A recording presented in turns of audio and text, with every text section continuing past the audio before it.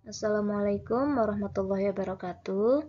Kami dari kelompok 4 yang beranggotakan saya, Elsa Pramudiawardani, dan ketiga rekan saya yaitu Eva Zelviana, Mutiara Cesara Andri, dan juga Syukron Fuad akan mempresentasikan makalah yang telah kami susun dengan judul Asesmen Berbasis Kemampuan Abad 21 yang disusun untuk memenuhi tugas dari mata kuliah Inovasi Pembelajaran IPA dengan dosen pengampu yaitu Bapak Dr. Abdurrahman MSI dan juga Bapak Profesor Dr. Sunyono MSI.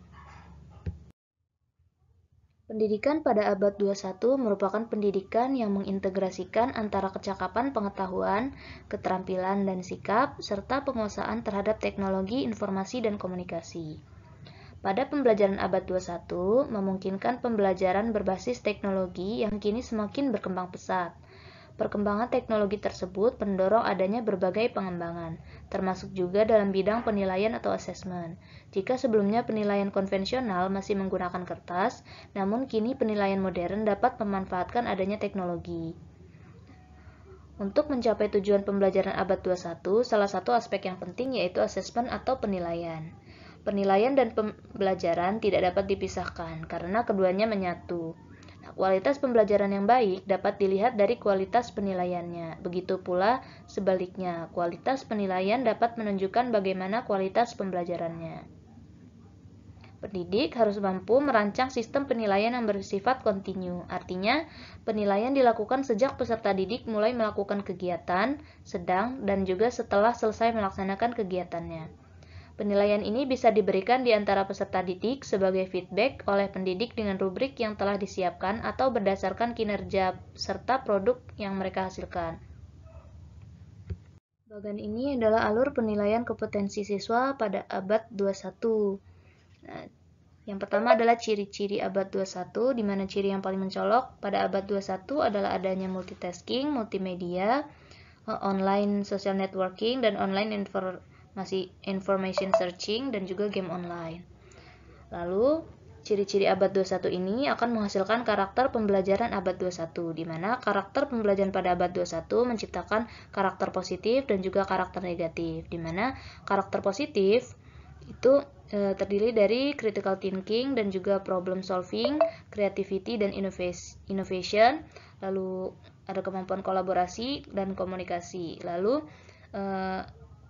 ada juga literasi media, informasi, teknologi dan audiovisual serta yang lain-lain, lalu kesadaran global, keterampilan belajar dan inovasi, keterampilan kehidupan dan karir, menghasilkan pribadi yang fleksibilitas dan adaptif, lalu inisiatif dan keterampilan sosial antar budaya. Lalu karakter negatif yang diciptakan di abad 21 itu pengendalian diri, mudah stres, rendahnya hubungan sosial, adanya cyberbullying, dan juga bisa mengakibatkan penyalahgunaan teknologi.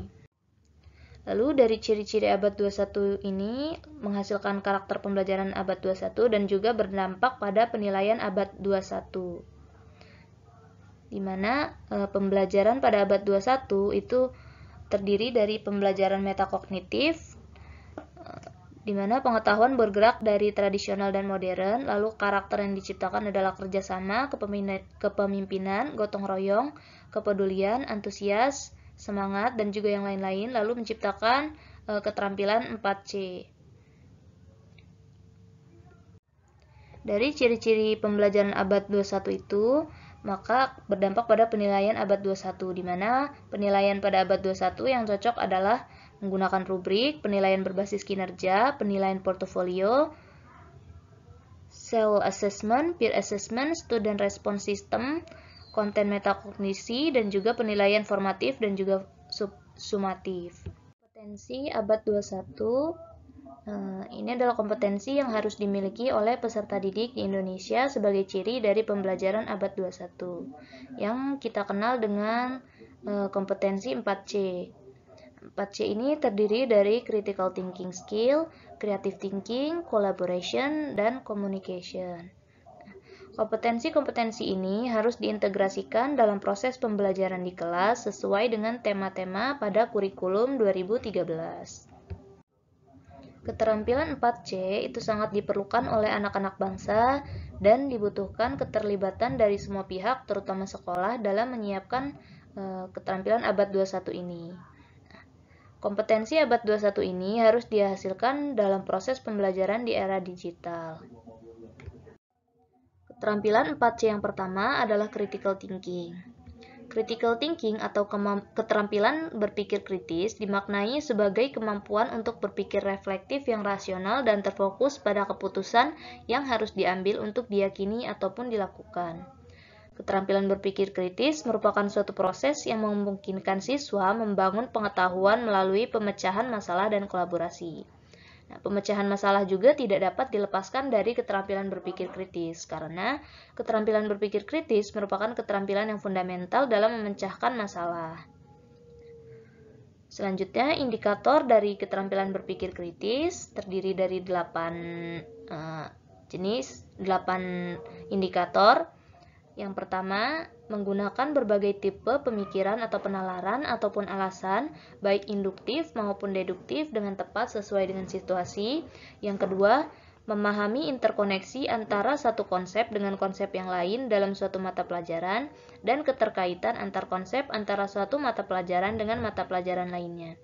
Yang ketiga, melakukan penilaian dan menentukan keputusan secara efektif dalam mengolah data dan menggunakan argumen.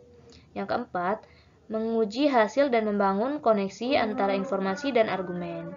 Yang kelima, mengolah dan menginterpretasi informasi yang diperoleh melalui simpulan awal dan mengujinya lewat analisis terbaik. Yang keenam, membuat solusi dari berbagai permasalahan non-rutin baik dengan cara yang umum maupun dengan caranya sendiri. Indikator yang ketujuh yaitu menggunakan kemampuan yang dimilikinya untuk berusaha menyelesaikan permasalahan. Yang kedelapan, menyusun dan mengungkapkan, menganalisa, dan menyelesaikan suatu permasalahan. Lalu, bagaimanakah penilaian keterampilan dari critical thinking? Nah, penerapan penilaian keterampilan berpikir kritis itu sering dilakukan dengan menggunakan tes esai atau tes uraian. Hal ini sesuai dengan konsep berpikir kritis bahwa dalam pelaksanaan tes perlu ada keterlibatan mental, strategi, dan representasi yang digunakan untuk memecahkan masalah, membuat keputusan, dan mempelajari konsep-konsep baru. Keterampilan berpikir kritis juga dapat diukur dengan menggunakan tes pilihan ganda, yaitu butir pilihan ganda yang mengedepankan kemampuan HOT atau High Order Thinking, karena instrumen tes yang digunakan dalam mengukur kemampuan berpikir kritis itu harus memiliki tingkat kesulitan yang tinggi. Penilaian keterampilan berpikir kritis itu dapat dilakukan menggunakan instrumen penilaian yang telah ada maupun dengan mengembangkan sendiri instrumen penelitian keterampilan berpikir kritis. Kemampuan 4C yang kedua adalah creative thinking. Menurut Maxwell, berpikir kreatif adalah kemampuan individu untuk memikirkan apa yang telah dipikirkan semua orang, sehingga individu tersebut mampu mengerjakan apa yang belum pernah dikerjakan oleh semua orang. Berpikir kreatif adalah aktivitas pemecahkan masalah yang dilakukan melalui proses eksperimental. Secara tidak sadar, di dalamnya tercangkup kelancaran dalam menghasilkan sejumlah ide, menggunakan waktu dan menghasilkan berbagai jenis solusi dan kebaruan ide atau solusi yang dihasilkan. Solusi dan ide ini bersifat baru dan segar, tentu memerlukan beberapa tahapan.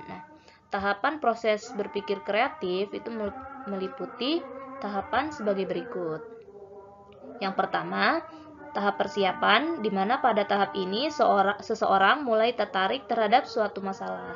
Lalu yang kedua, tahap inkubasi, di mana pada tahap ini seseorang memikirkan sejumlah ide yang tidak biasa untuk memecahkan masalah. Lalu tahap ketiga adalah pengetahuan, di mana pada tahap ini seseorang menghasilkan sebuah solusi unik dalam memecahkan masalah. Tahapan yang keempat adalah tahap evaluasi, di mana pada tahap ini menguji apakah solusi yang dihasilkan dapat digunakan untuk memecahkan masalah atau tidak. Lalu tahapan yang terakhir adalah elaborasi, di mana pada tahap ini solusi yang dihasilkan diperinci dan diperluas sehingga menjadi lebih baik lagi. Proses berpikir kreatif hanya akan terjadi jika dibangkitkan melalui masalah yang memacu pada 5 macam perilaku kreatif, yaitu sebagai berikut. Yang pertama, fluensi atau kelancaran, yaitu kemampuan mengemukakan ide-ide yang serupa untuk memecahkan suatu masalah. Yang kedua adalah flexibility atau keluasan, yaitu kemampuan untuk menghasilkan berbagai macam ide guna memecahkan suatu masalah di luar kategori yang biasa. Yang ketiga adalah originality, yaitu keaslian, adalah kemampuan memberikan respon yang unik atau luar biasa. Yang keempat adalah elaboration atau keterperincian, yaitu kemampuan untuk menyatakan pengarahan ide secara terperinci untuk mewujudkan ide menjadi kenyataan. Yang kelima adalah sensitivity, yaitu kepekaan, adalah kepekaan untuk menangkap dan menghasilkan masalah sebagai tanggapan terhadap suatu situasi. Lalu, bagaimanakah penilaian keterampilan creative thinking? Penilaian keterampilan berpikir kreatif itu dapat dilakukan dengan menggunakan instrumen penilaian yang telah ada maupun dengan mengembangkan sendiri instrumen penelitian keterampilan berpikir kreatif, seperti soal esai. Salah satu instrumen yang dapat mengukur keterampilan berpikir kreatif siswa adalah instrumen soal esai yang menuntut jawaban secara kreatif. Instrumen ini sebaiknya dilengkapi rubrik penilaian yang sesuai dengan komponen dari berpikir kreatif menurut para ahli. Kemampuan 4C yang ketiga adalah communication atau kemampuan komunikasi, di mana kemampuan komunikasi mencangkup keterampilan dalam menyampaikan pemikiran dengan jelas dan persuasif secara oral maupun tertulis, kemampuan menyampaikan opini dengan kalimat yang jelas, dan menyampaikan perintah dengan jelas juga dapat memotivasi orang lain melalui kemampuan berbicaranya. Terdapat beberapa indikator dari keterampilan komunikasi. Yang pertama adalah memahami, mengelola, dan menciptakan komunikasi yang efektif dalam berbagai bentuk dan isi secara lisan, tulisan, dan multimedia. Yang kedua, menggunakan kemampuan untuk mengutarakan ide-idenya, baik itu pada saat berdiskusi, baik di dalam kelas maupun di luar kelas, maupun tertuang pada tulisan. Yang ketiga, menggunakan bahasa lisan yang sesuai konten dan konteks pembicaraan dengan lawan bicara atau yang diajak berkomunikasi. Yang keempat, selain itu dalam komunikasi lisan diperlukan juga sikap untuk dapat mendengarkan dan menghargai pendapat orang lain, selain pengetahuan terkait konten dan juga konteks pembicaraan. Yang kelima, menggunakan alur pikir yang logis, terstruktur, dan sesuai dengan kaidah yang berlaku.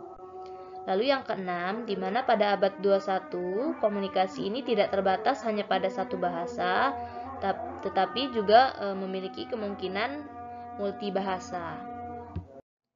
Lalu bagaimanakah penilaian dari keterampilan komunikasi ini? Penilaian keterampilan komunikasi itu dapat diamati secara lisan maupun tertulis. Pengukuran keterampilan komunikasi dalam bentuk tertulis dapat memanfaatkan tes uraian. Tes berbentuk uraian non-objektif atau tes dengan pertanyaan terbuka itu memungkinkan siswa untuk menyusun sendiri jawabannya secara bebas dan luas. Selanjutnya yaitu kolaborasi. Kolaborasi atau kerjasama merupakan kegiatan yang mempunyai tingkatan berbeda, dimulai dari tahapan koordinasi, juga kooperasi sampai terjadinya kolaborasi dalam suatu kegiatan kerjasama. Kolaborasi dan kerjasama tim ini dapat dikembangkan melalui pengalaman yang ada di dalam sekolah, antar sekolah, dan di luar sekolah.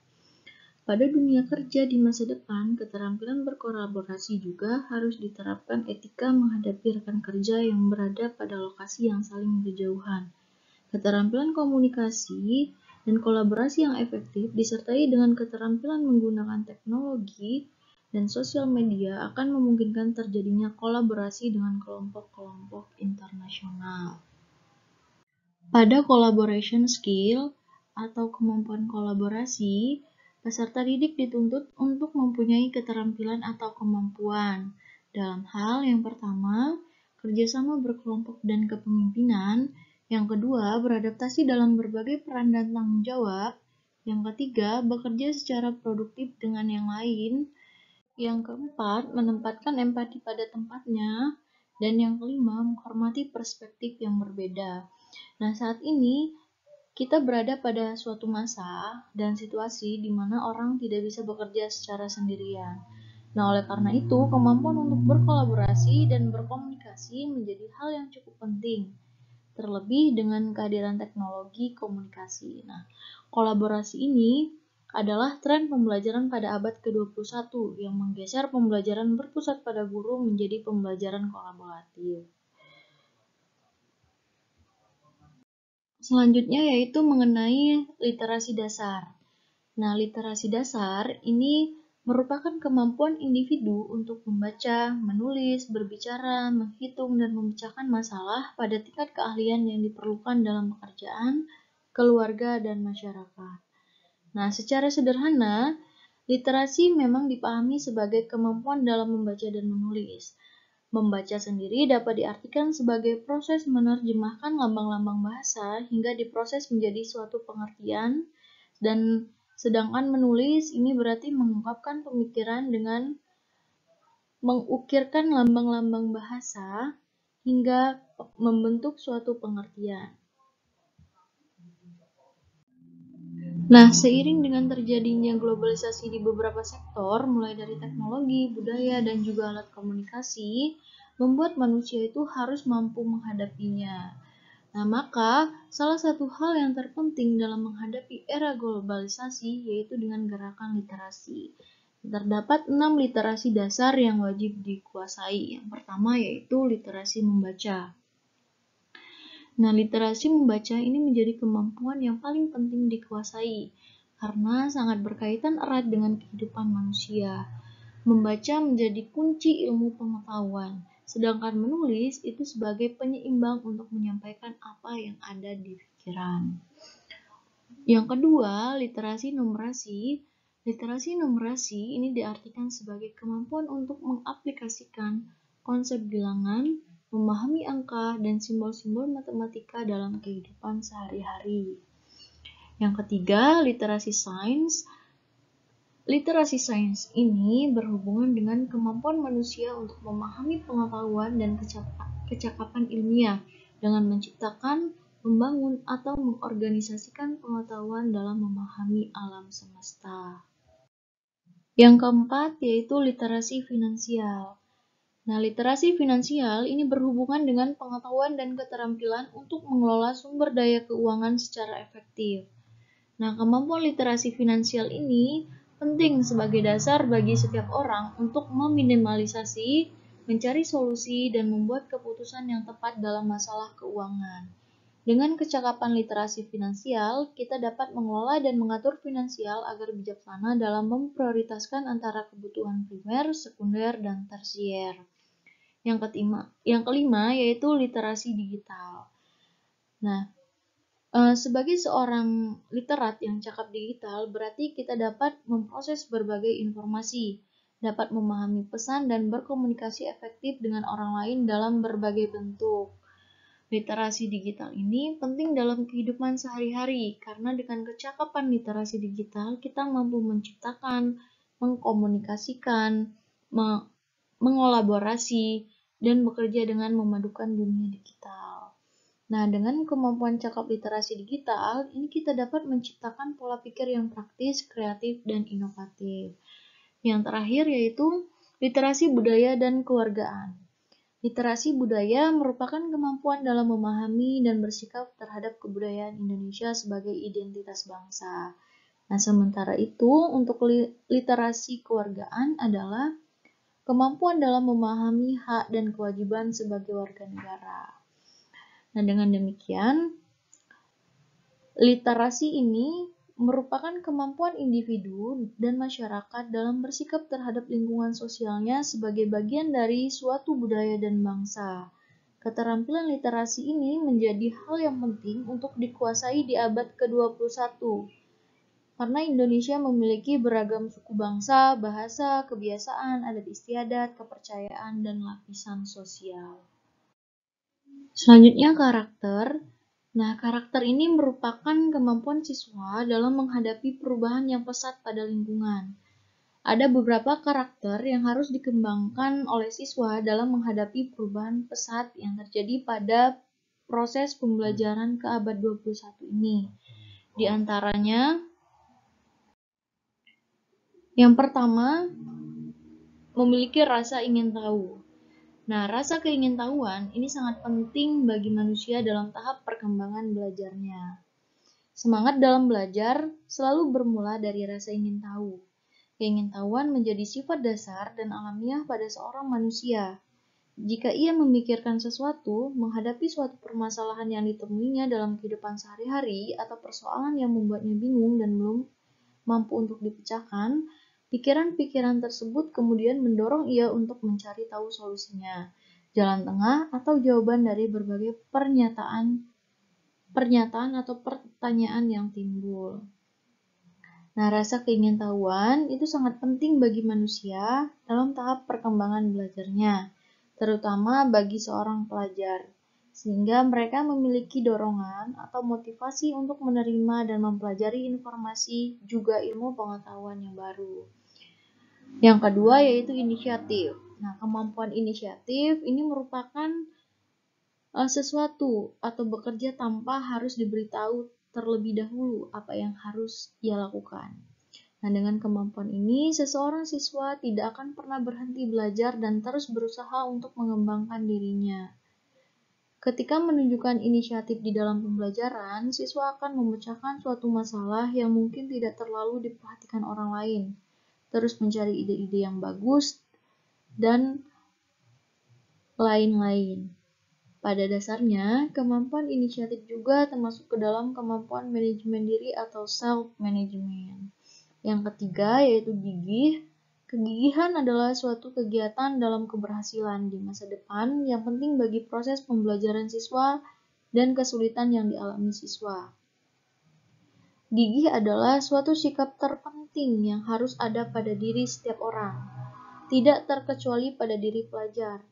Kegigihan siswa dalam belajar dapat ditunjukkan dengan mengikuti segala aktivitas belajar, bersikap tekun sehingga mengikuti segala aktivitas belajar, sehingga siswa sanggup untuk belajar dengan rajin, tidak kenal lelah, dan konsisten dalam mempelajari ilmu-ilmu pengetahuan yang baru. Yang keempat, adaptif. Perilaku adaptif ini merupakan kemampuan siswa untuk mampu menyesuaikan diri dengan norma atau standar yang berlaku di lingkungannya. Jika siswa mampu berperilaku sesuai dengan norma yang berlaku di lingkungannya, maka dapat dikatakan bahwa siswa tersebut mempunyai perilaku adaptif yang baik. Yang kelima, yaitu kepemimpinan. Tidak semua orang ditakdirkan untuk menjadi pemimpin, akan tetapi bukan berarti tidak ada kesempatan untuk mempelajari sifat kepemimpinan. Menumbuhkan jiwa kepemimpinan begitu penting untuk diajarkan sejak dini. Hal ini dikarenakan pada dasarnya setiap anak memiliki potensi untuk menjadi seorang pemimpin di masa depan. Sebab sikap seperti ini tak hanya penting untuk membimbing orang lain, tetapi juga bermanfaat untuk diri sendiri. Selain itu, menanamkan jiwa kepemimpinan pada siswa ini mampu meningkatkan kualitas sumber daya manusia khususnya generasi muda. Yang keenam, kepekaan sosial dan budaya. Kondisi sosial yang dimaksud adalah segala problema sosial yang ada di masyarakat yang berada di luar lingkungan sekolah. Sedangkan kebudayaan ini memiliki peran dan fungsi yang sentral dan mendasar sebagai landasan utama dalam tatanan kehidupan berbangsa dan bernegara. Arah penilaian abad ke-21. Penilaian sekaligus juga penelitian yang secara rutin dilakukan ini bertujuan untuk mengukur kekuatan dan kelemahan siswa, guru, dan sekolah. Terdapat tuntutan strategi penilaian pada abad ke-21 diantaranya meliputi yang pertama, perlunya pergeseran dalam strategi penilaian yang kompleks. Nah, maksudnya di sini penilaian pada abad ke-21 ini harus beralih untuk mengukur kemampuan siswa berpikir kritis, menyelesaikan masalah, mengumpulkan informasi, dan membuat keputusan yang masuk akal dan beralasan sambil menggunakan teknologi atau dengan menggunakan teknologi. Nah, yang kedua, penilaian harus memberikan tugas berbasis solusi. Nah, maksudnya keterampilan ini akan lebih berfokus pada keterampilan operasional siswa, seperti keahliannya menggunakan banyak sumber secara tepat dan efisien, bukan pada apakah siswa telah merespon secara benar apa yang disampaikan oleh guru. Yang ketiga, penilaian digunakan untuk mempersiapkan anak menghadapi tantangan global. Nah, penilaian ini tidak hanya untuk memenuhi persyaratan atau tuntunan pemerintah saja, tapi untuk mempersiapkan anak-anak memiliki kesiapan menghadapi tantangan di lingkungan global yang lebih kompleks di masa depan nanti. Nah, yang keempat, penilaian berdasarkan tindakan berbasis kelas. Nah, maksudnya secara keseluruhan, penilaian itu tidak hanya dapat memberikan penilaian pada siswa saja, namun untuk membantu guru dan siswa dalam melakukan evaluasi pembelajaran. Nah, yang kelima, sesuai dengan penilaian abad 21. Nah, maksudnya pada pembelajaran abad ke-21 ini tentu juga membutuhkan penilaian yang sesuai dengan pembelajaran pada abad ke-21. Selanjutnya yaitu ada 3 domain pembelajaran pada abad ke-21, di mana Dewan Riset Nasional mengidentifikasi 3 domain kompetensi yang harus dimiliki oleh siswa, yaitu meliputi kognitif, interpersonal, dan intrapersonal. Adapun kompetensi kognitif ini meliputi berpikir kritis, pemecahan masalah, analisis, penalaran, dan argumentasi, serta interpretasi, pengambilan keputusan, dan pembelajaran yang adaptif. Nah, untuk kompetensi interpersonalnya, ini merupakan kemampuan seseorang untuk bekerja dengan orang lain. Di antaranya kemampuan berkomunikasi secara efektif, kemampuan mengelola diri agar dapat bekerja dengan orang lain, atau agar dapat bekerja sama dengan orang lain, kemampuan menjaga hubungan dengan orang lain, dan etika bekerja. Nah, untuk kompetensi intrapersonalnya, ini merupakan kompetensi antar pribadi, kerja tim, kolaborasi, komunikasi, kerjasama, koordinasi, keterampilan interpersonal.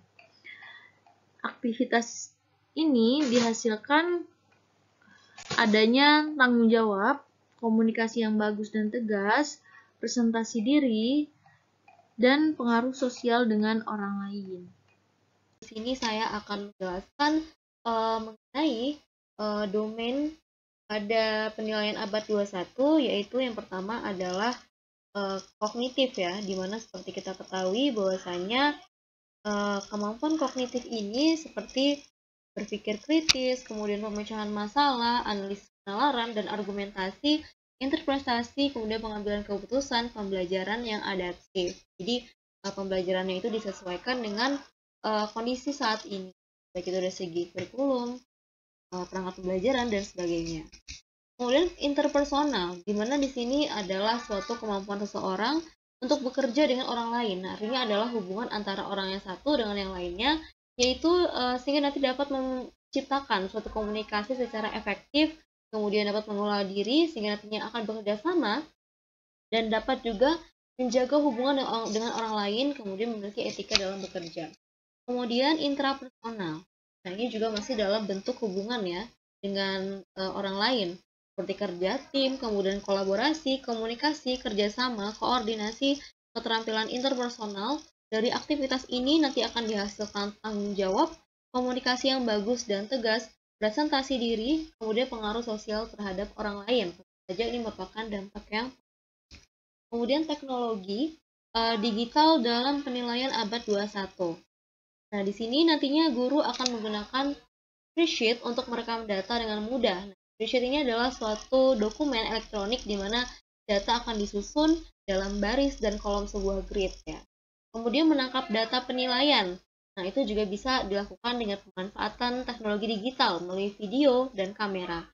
Nah, apalagi kan saat ini tentu saja teknologi dalam era digital ini kan sangat dipergunakan secara massal, kemudian secara menyeluruh, apalagi dalam proses pembelajaran seperti itu. Kemudian aplikasi EdConnect Lite sebagai produk digital seorang guru. Nah, jenis penilaian yang efektif untuk pembelajaran abad 21, nah di situ penilaian itu harus dilihat secara baik sebagai alat instruksional untuk digunakan saat belajar yang berlangsung atau secara formatif dan juga sebagai alat yang untuk mempertanggungjawabkan apakah pembelajaran itu telah terjadi ya secara sumatif atau dapat dinilai secara keseluruhannya. Nah, ini yang pertama adalah rubriknya. Nah, rubrik itu merupakan cara untuk mengukur pengetahuan dan kemampuan siswa dengan memberikan tingkatan pada hasil pekerjaan siswa. Jadi tergantung pada kompetensi apa yang ingin dinilai pada siswa tersebut. Nah, berikut beberapa hal penting mengenai penilaian rubrik. Yang pertama, mendesain dan menyempurnakan rubrik berdasarkan pada karya siswa yang telah dikumpulkan, diurutkan, dan dinilai. Kemudian melibatkan siswa untuk berpartisipasi dalam pembuatan kriteria rubrik. Rubrik bisa mengevaluasi pengetahuan dan keterampilan abad 21 seperti pemikiran kritis, produktivitas, dan pengarahan diri sendiri. Nah, penilaian portofolio. Portofolio merupakan kumpulan karya siswa yang dihimpun dari waktu ke waktu. Portofolio adalah satu bentuk asesmen yang paling fleksibel karena mereka dapat diadaptasi secara efektif di seluruh bidang studi, tingkat kelas, dan konteks administrasi. Berikut beberapa poin penting dari penilaian portofolio. Portofolio sebagai alat penilaian adalah dapat diintegrasikan secara lancar dalam beragam instruksi di kelas. Kedua, portofolio dapat terintegrasi. Kemudian penilaian portofolio membiasakan siswa menjadi lebih mandiri dan lebih kreatif. Kemudian portofolio menjadikan kumpulan pekerjaan dari berbagai jenis penugasan dan proyek yang diselesaikan sepanjang tahun oleh para murid. Jadi biasanya nantinya itu pada akhir semester artinya adanya portofolio yang merupakan rangkuman antara tugas yang satu dengan yang lainnya. Kemudian penilaian berbasis kinerja atau performance based assessment digunakan sebagai strategi evaluasi sumatif yang tidak hanya memperoleh apa yang siswa ketahui tentang sebuah topik, nah melainkan di sini juga mengukur sejauh mana keterampilan dalam menerapkan pengetahuan tersebut dalam praktik nyata. Nah, apa saja sih penilaian berbasis kinerja yang dikembangkan juga perlu berfokus pada kemampuan berpikir dan mengukur tingkat tinggi seperti yang pertama adalah berpikir kritis, yang kedua penyelesaian masalah atau problem solving, kemudian kemampuan komunikasi, kemudian keaksaraan TIK, literasi informasi, kemudian melek media. Yang pertama adalah penilaian diri atau self-assessment. Nah, penilaian diri ini perlu adanya rubrik standar yang digunakan untuk menilai. Tujuannya adalah agar dapat meningkatkan kerja individu serta mengidentifikasi perbedaan antara kinerja yang diinginkan.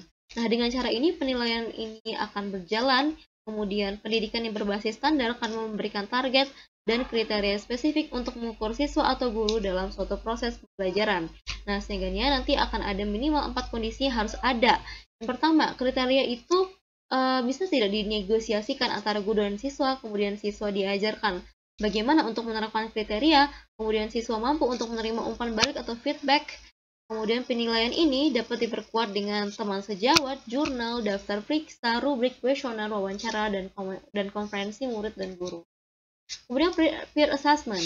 Nah, peer assessment ini adalah pendekatan penilaian rekan sejawat adalah proses bagi peserta didik untuk mempertimbangkan dan memberi umpan balik kepada peserta didik lainnya mengenai kualitas atau nilai pekerjaan mereka. Nah, ini biasanya kita akan menciptakan suatu konsep ya, kenyamanan. Ya, biasanya nanti siswa itu akan lebih nyaman menilai antara siswa. Kemudian tujuan peer assessment yaitu untuk memberikan umpan balik kepada peserta didik. Penilaian sejawat sangat relevan untuk kelas dengan banyak siswa dan jumlah guru yang terbatas. Penilaian akan memberikan keuntungan kinerja dan keuntungan kognitif bagi siswa. Strategi penilaian sejawat dapat meningkatkan kualitas pembelajaran yang setara dengan penilaian oleh guru. Peer assessment dapat meningkatkan keterampilan interpersonal seperti kerja kelompok, membangun konsensus, dan memberikan bantuan. Jadi guru memberikan suatu hak ya penilaian kepada siswa antara siswa yang satu dengan siswa yang lainnya. Baik, kita lanjut. Student Response System atau disingkat dengan SRS. Sistem respon siswa SRS juga dikenal sebagai Sistem Respon Kelas, Classroom Response System CRS, atau sering juga disebut clickers, merupakan istilah umum yang mengacu pada berbagai alat penilaian formatif berbasis teknologi. Berikut beberapa poin penting mengenai penilaian SRS. Yang pertama, SRS memungkinkan pembuatan data dengan modifikasi pedagogi dan konten. Yang kedua, efektivitas alat SRS terkait erat dengan jenis, kualitas, kuantitas, kecepatan dan urutan pertanyaan yang diajukan. Yang ketiga, teknologi SRS dapat digunakan untuk mengajukan berbagai jenis pertanyaan. Yang keempat, strategi penilaian sejawat dapat meningkatkan kualitas pembelajaran yang setara dengan penilaian oleh guru. Yang kelima, pertanyaan SRS yang efektif meliputi menganalisis dan mencocokkan kumpulan data tertentu, mengurutkan dan menerapkan ide yang sudah dipahami ke dalam konteks baru. Kemudian mind mapping. Mind mapping dapat diartikan sebagai proses memetakan pikiran untuk menghubungkan konsep-konsep permasalahan tertentu dari cabang-cabang sel saraf, membentuk korelasi konsep menuju pada suatu pemahaman dan hasilnya dituangkan langsung di atas kertas dengan animasi yang disukai dan gampang dimengerti oleh pembuatnya. Kemudian penilaian HOT. HOT sebagai proses berpikir kritis dalam konteks pembelajaran adalah membentuk peserta didik yang mampu untuk berpikir logis atau masuk akal, reflektif, dan mengambil keputusan secara mandiri. HOT sebagai proses penyelesaian masalah adalah menjadikan peserta didik mampu menyelesaikan permasalahan real dalam kehidupan nyata. Dalam taksonomi Bloom yang direvisi oleh Anderson dan Cartmel, dirumuskan 6 level proses berpikir, yaitu C1, mengingat, C2, memahami, C3, menerapkan, C4, menganalisis, C5, mengevaluasi, dan C6, mengkreasi. Soal yang termasuk higher order thinking memiliki ciri-ciri sebagai berikut. Yang pertama, transfer satu konsep ke konsep lainnya. Yang kedua, memproses dan menerapkan informasi. Yang ketiga, mencari kaitan dari berbagai informasi yang berbeda-beda. Yang keempat, menggunakan informasi untuk menyelesaikan masalah. Dan yang kelima, menelaah ide dan informasi secara kritis. Adapun karakteristik instrumen penilaian berpikir tingkat tinggi atau dikenal dengan HOTS ya. Yang pertama mengukur kemampuan tingkat tinggi, kemudian yang kedua bersifat divergen, yang ketiga menggunakan multi representasi, yang keempat berbasis permasalahan kontekstual, dan yang kelima menggunakan bentuk soal beragam. Mengukur kemampuan berpikir tingkat tinggi termasuk kemampuan untuk memecahkan masalah, problem solving, keterampilan berpikir kritis atau critical thinking, berpikir kreatif, creative thinking, kemampuan berargumen, dan kemampuan mengambil keputusan. Nah, adapun kreativitas menyelesaikan permasalahan dalam HOT terdiri atas yang pertama, kemampuan menyelesaikan permasalahan yang tidak familiar. Yang kedua, kemampuan mengevaluasi strategi yang digunakan untuk menyelesaikan masalah dari berbagai sudut pandang yang berbeda. Yang ketiga, menemukan model-model penyelesaian baru yang berbeda dengan cara-cara sebelumnya. Lalu yang kedua, karakteristik instrumen penilaian berpikir tingkat tinggi adalah bersifat divergen. Instrumen penilaian HOTS harus bersifat divergen, artinya memungkinkan peserta didik memberikan jawaban berbeda-beda sesuai proses berpikir dan sudut pandang yang digunakan karena mengukur proses berpikir analitis, kritis, dan kreatif yang cenderung bersifat unik atau berbeda-beda responnya bagi setiap individu. Kemudian ciri-ciri yang selanjutnya adalah menggunakan multi-representasi. Instrumen penilaian HOTS umumnya tidak menyajikan semua informasi secara tersurat, tetapi memaksa peserta didik menggali sendiri informasi yang tersirat. Lalu, ciri-ciri karakteristik instrumen penilaian berpikir tingkat tinggi adalah berbasis permasalahan kontekstual. Soal-soal HOTS merupakan asesmen yang berbasis situasi nyata dalam kehidupan sehari-hari. Berikut ini diuraikan 5 karakteristik asesmen kontekstual yang disingkat dengan REACT. Adapun yang pertama, relating, maksudnya adalah asesmen terkait langsung dengan konteks pengalaman kehidupan nyata. Real ya. Kemudian experiencing, asesmen yang ditekankan kepada penggalian atau eksplorasi, penemuan atau discovery, dan penciptaan, creation. Kemudian yang ketiga, A-nya adalah applying, asesmen yang menuntut kemampuan peserta didik untuk menerapkan ilmu pengetahuan yang diperoleh di dalam kelas untuk menyelesaikan masalah-masalah nyata. Kemudian yang C-nya adalah communicating, yaitu asesmen yang menuntut kemampuan peserta didik untuk mampu mengomunikasikan kesimpulan model pada kesimpulan konteks masalah. Kemudian yang terakhir yaitu yang kelima, T, transferring, yaitu asesmen yang menuntut kemampuan peserta didik untuk mentransformasi konsep-konsep pengetahuan dalam kelas ke dalam situasi atau konteks baru.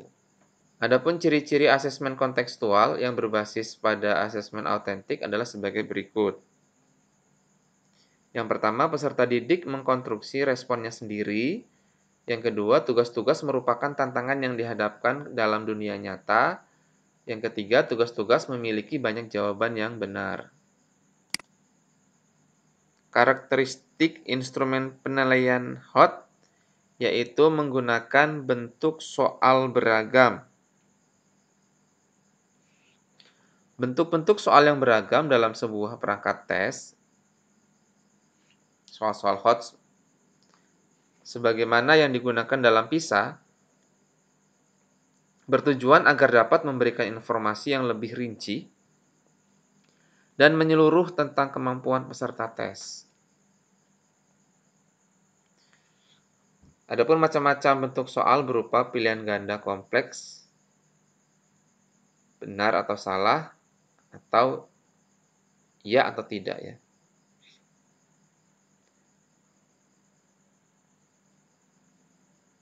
Soal ini bertujuan untuk menguji pemahaman peserta didik terhadap suatu masalah secara komprehensif.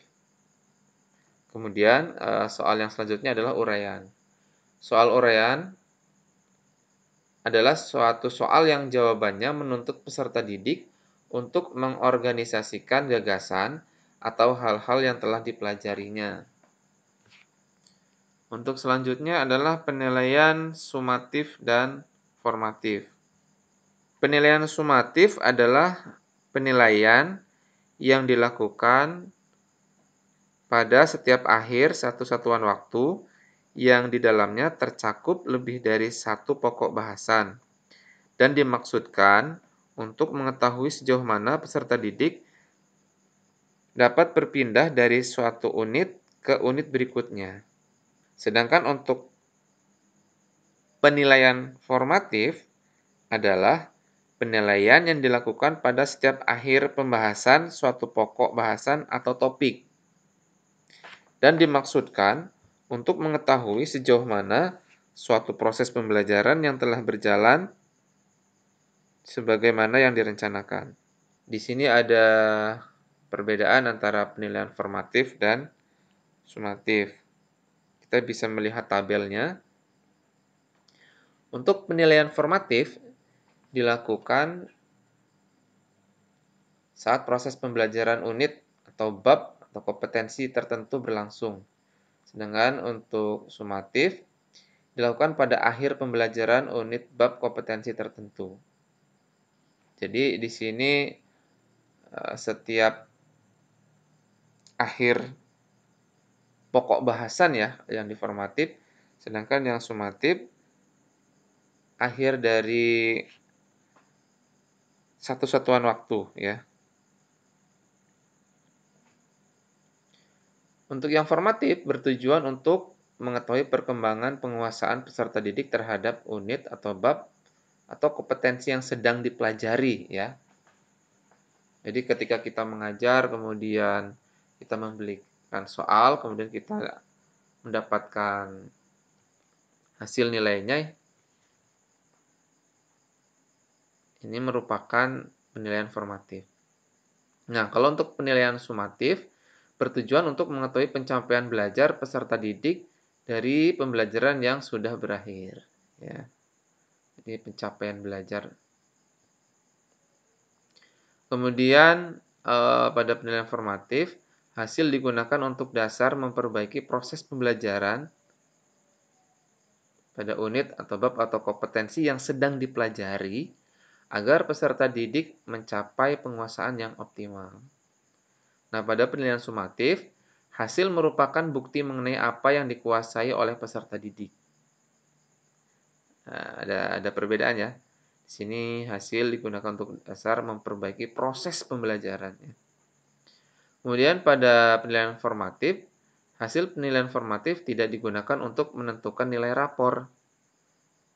Nah, kalau untuk penilaian sumatif, ya, hasil penilaian sumatif digunakan untuk menentukan nilai rapor, naik kelas atau tinggal kelas, dan lulus atau tidak lulus.